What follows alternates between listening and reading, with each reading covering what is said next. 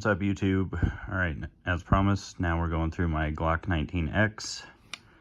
It is actually a 19X. It's not a dressed up 45 or anything like that, okay? I have a Streamlight TLR7 on it. I have about 300 rounds through it. So far it's functioned flawlessly.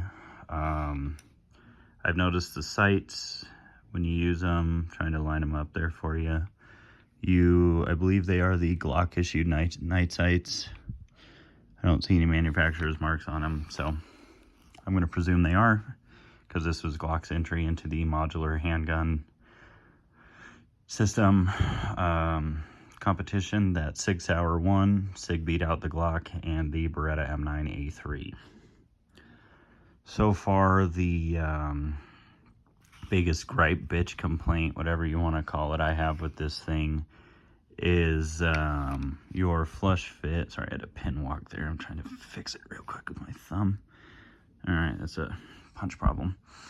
So because of this silly lip on the front of the magazine well here, my pinky is on it, your flush fit or flush enough fit standard magazines for a Gen 5 will not fit in this unless they are 19X magazines, which here's one, and then it also comes with extended base plates. I am going to get this off the table because it is a loaded magazine and we have a cold weapon.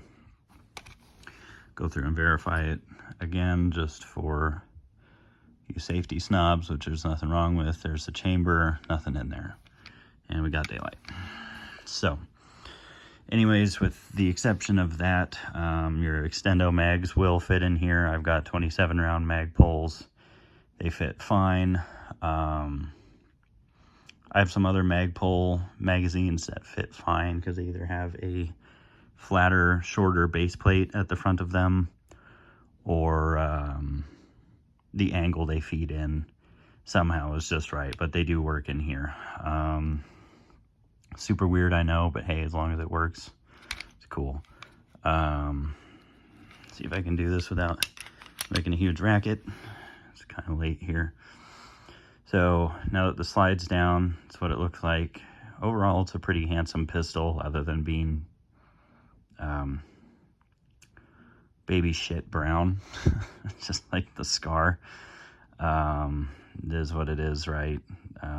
Things are evolving. It matches the uniforms the armed services are wearing now, and it's just considered cool, I guess. I don't know. I don't see a problem with black or spray painting it if you need to, but I don't believe in spray painting my guns, so whatever. If it's an issued weapon, go for it. Spray paint the hell out of it. Do what you got to do to come home alive. Anyway, I'm gonna press check again. See, there's nothing in the chamber. So my biggest qualm with this is it is still the Glock tactical trash trigger. I am not a fan of these triggers. Somewhere out there floating around is my Glock 45 that I had before this, and I had a Ghost Rocket trigger that I did some fitting so that the trigger stopped its rearward travel as soon as it broke for the shot. So if you bought that gun from Springs Armory, congratulations. It's a great one. What they didn't tell you is I have almost 1,000 rounds for it, so it's broken pretty well.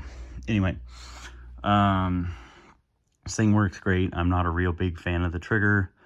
I'm currently working on getting on with some different police agencies, and they use Glocks, so I'm leaving the trigger alone. I recommend having at least one stock, not tactical boy, Glock in your collection if you like Glocks. Some people don't. They work well enough, so I like them. Yeah, anyways, I recommend having a original triggered Glock, either in 9mm or 40 Smith, if you're looking into getting on with some police agencies. These are very, very commonly used. So that's why I'm probably not going to do any trigger work to this. Next time I go up and shoot, I'll probably try and do a little more action stuff for you instead of just holding the gun up here like a nerd. But I figure if you're here on this channel or watching this, or if you've listened this far, you probably want to be able to take a pretty good look at the gun and see what it looks like. Why they went with black controls, I will never know. I'll tell you, everything else is black too. Seen some really good muzzle brakes out here for these things if you want to get an extendy boy barrel. I've never seen the point because it's just one more thing to take off when you have to clean. Speaking of cleaning, I missed some gunk on the crown of the muzzle. Oops. It's okay. I don't claim to be a perfectionist. I've done a fair amount of drawing from holster with this thing, as evidenced by the wear there. There was a little bit of wear on the slide stop there when I bought the weapon, but everyone sees these baby shit brown cool boys and wants to handle them, so whatever. It's a wearable part, easy enough to change out. If you don't know how to change them out or do any of the internal work on these yourself, I highly recommend taking a Glock Armorer course. I have not currently taken one, but I certainly do plan to. So anyways, that's my 2 cents on it. Shoots great. Probably should mention some of what I noticed on the range. The farthest I've shot it is roughly 50 meters, which is what the Army says you should be able to engage a target with a pistol. With the SIGs at work, I've made some 100-yard shots just to see if we could out on the range, and popping at a gong, got them fine. So I have not had the chance to do that with this. 50 yards or meters is the maximum I ever anticipate having to shoot with this thing. Quite honestly, if you're shooting that far with a pistol, you might consider not engaging. Just make a good choice. So anyway, practical accuracy at 50 yards is great. 50 meters, I use yards and meters interchangeably apparently. I know there's a difference. It's close enough, right? It doesn't matter unless you're over 100. What else did I notice? 5 yard, 7 yard, 10 and 15 slow fires. It does great, groups well, shoots a little high because of the night sights I've noticed, or maybe I just need to get used to the Glock sight, the Glock night sights, you know, equal height, equal light, left and right, so on and so forth. I shoot a lot of SIGs at work, so I pick one of these up and it's like learning to ride a bicycle all over again. So anyways, yeah, overall, if you're on the fence about it, does it do anything a Glock 45 won't do?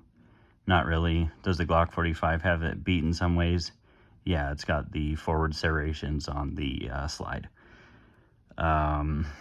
Is the Glock 45 tactical baby shit brown? No. Should that dissuade you from getting this if you really want it? No, just know that you pay cool guy prices for this, same as that SCAR I just showed you guys. So as long as you're prepared, know what you're getting into, have fun, stay safe, get trained.